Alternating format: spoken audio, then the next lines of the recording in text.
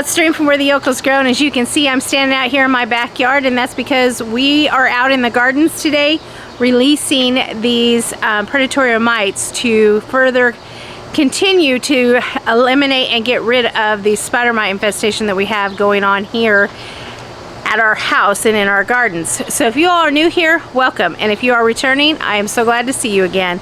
Let's get growing, y'all.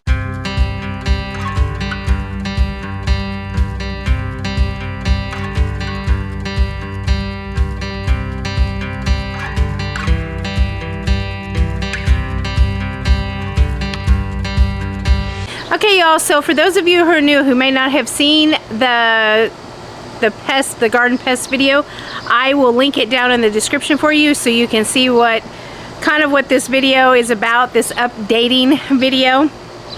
In that video, I talked about releasing predatory mites. But before I get to that, let's talk about how we got to where we are right now. For those of you who have been following me here on YouTube or follow me over on TikTok, you've kind of seen this journey as we went along through it. So when we first realized we had the infestation with spider mites, we kind of tried to do it organically by removing the damage and just trying to get rid of it. When that didn't work, we moved on to Captain Jack's dead bug, and we sprayed, but it seemed to just make everything worse. So once I got all of that done, I had removed a lot of the dead branches, because they're useless at that point to the plant itself. I had removed a lot of them, and I'd actually given up on the plants when someone who follows me over on TikTok said, hey, take your hose, put it on high pressure spray, just like you do the aphids, and just spray the heck out of the plants. And what happens is the mouth detaches basically from the spider mite's body, causing it to die. And then I had a follower here on YouTube who lives nearby me, who's facing the same thing that most of us here in Texas are facing due to this heat. Our plants are stressed out, so the mites just move in on them because it's so hot here right now. It's just kind of a crazy summer this year for the heat. But she said, hey, use neem oil and Castile soap, mix that together and spray the plants. So that's what I started doing, and between those two things, it literally brought the population of these spider mites under control, and I was actually able to start seeing, new growth on the plants. So that brings us to where we are today. Doing that alone is not going to get rid of those spider mites. It will be just a task to continue doing those every other day. And if you wait to the end of the video, you're going to understand what I say next. I will not spray anymore on this property because it's not worth the loss that could happen. And if you wait till the end of the video, you'll get to see why. So let me tell you what kind of predatory mites that I got and where I got them from. First of all, I got them from, it's called Nature's Good Guys. And they sell all kinds of beneficial bugs, and I will link their website down in the description below. And I'm probably going to mess this name up, so no making fun of me, guys. So the predatory mites that I got are called Neosilius californicus. Anyways, they treat the two-spotted spider mites, board mites, cyclamen mites, russet mites, rust mites. So they kind of gets a broad range of all the different kind of mites, spider mites that might be kind of attacking my plants right now. Let me show you how we did it. We're standing in the backyard, and yes, we did release them back here too, but we started in the front yard. So the first thing we had to do early this morning, once we knew they were coming, we had to go through all of the gardens and water them really well, because when you release these predatory mites, they have to really be released on kind of a damp ground. That's what the instructions say to do. And there were 1,500 of them in total, but that covers 2,000 square feet because we have kind of a big area here that we're covering.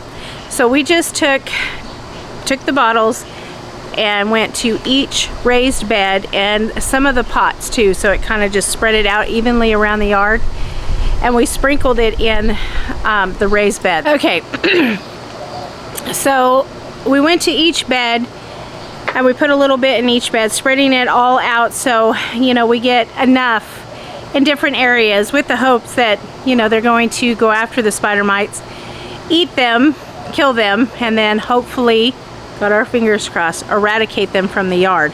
And that is the hope about using beneficial bugs against bad bugs that are in your garden. It's Mona's lawn. After we were done spreading them out all over in all the beds and in the different garden areas, we ended in the pollinators garden. And this right here is why I will never spray again. Okay, y'all, let me show you the reason why I'm no longer willing to spray anymore. So this is the pollinators garden, and these are just one of the sunflowers that are here. Now there is a mix of honeybees, carpenter bees. You see these itty bitty guys? We have mason bees. We also have bumblebees, and we've also spotted the infamous rusted butt bumblebee was just here just a minute ago. If you follow me over on TikTok, go check that video out. I actually got a video of it. Plus we have all kinds of other pollinators in here as well, but it is just not worth spraying and killing these guys off. They've just returned to our gardens, and we need them in our future and in our gardening life. So I am unwilling to spray anymore. So we have released those predatory mites, and we will keep you updated as things happen. We'll probably do it in the form of shorts. Now we left each bottle just as it instructed us to do in the last area for the next 24 hours. So any mites that may not have came out will go ahead and crawl out of the bottles and continue to do what we're doing. Now we will give updates periodically through shorts, but it's going to be a few weeks because we're going to be gone for a few weeks on a big family vacation to go see family out in California and Arizona. So when I come back, that's when you'll get the first update, and we'll cross our fingers that while we're gone that the populations decrease rather than increase. I hope that you found this video with some information that'll help you with any issues. I am not aware of any other predators that these mites go after other than different varieties of spider mites. And as I said when I first started, those are the two-spotted spider mites, the broad mites, the cyclamen mites, russet mites, and rust mites are what these particular predatory mites are going to go after, because we're not sure exactly which one of those spider mites, so we just covered them all, which seems to make it easier. But if you found some value in this video, be sure to give us a like and a thumbs up. It helps our channel to grow. And if you are new here, don't forget to subscribe and hit that notification button. And I'm trying not to get hit by whatever branch is falling from the tree.